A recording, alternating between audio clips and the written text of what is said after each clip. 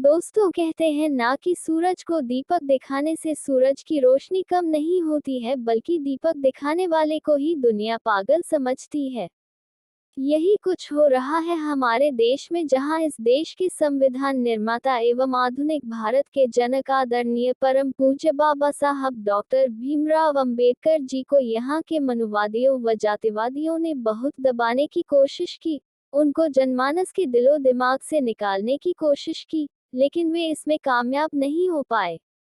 वे एक हद तक इसमें सफल भी हो चुके थे, लेकिन मान्यवर काशीराम जी ने आकर उनके दिवा स्वप्नों पर पानी फेर दिया। परम पूज्य बाबा साहब को जो लोग एक तरह से भूल चुके थे, वे भी उनके बारे में पढ़ने लगे, समझने लगे और उन्हें मानने लगे। बाबा साहेब के खिलाफ बहुत नेगेटिव पब्लिसिटी की गई, लेकिन यह उनके लिए अच्छा ही सिद्ध हुआ। सवर्णों के साथ साथ जो बहुजन समाज के लोग तथाकथित काल्पनिक देवियों देवताओं और मंदिरों के चक्कर में फंसे हुए थे, उन्होंने भी बाबा साहब को पढ़ा और उनमें से सैकड़ों लोगों ने घर वापसी की।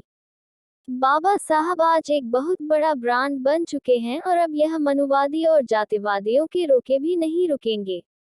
जितने पढ़े लिखे लोग हैं, वे सब बाबा साहब से प्रेरणा लेते रहे हैं, चाहे भारत के हो या भारत से बाहर के हो।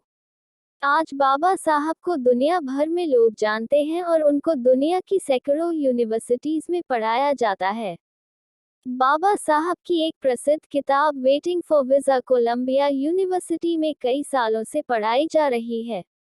America, Canada, France, England, Spain, Thailand, Vietnam, Korea, Japan, Burma, Bangladesh, Nepal और पाकिस्तान के साथ साथ अब एक नया देश चीन और जुड़ गया है, जहां बाबा साहब को पढ़ाया जाता है।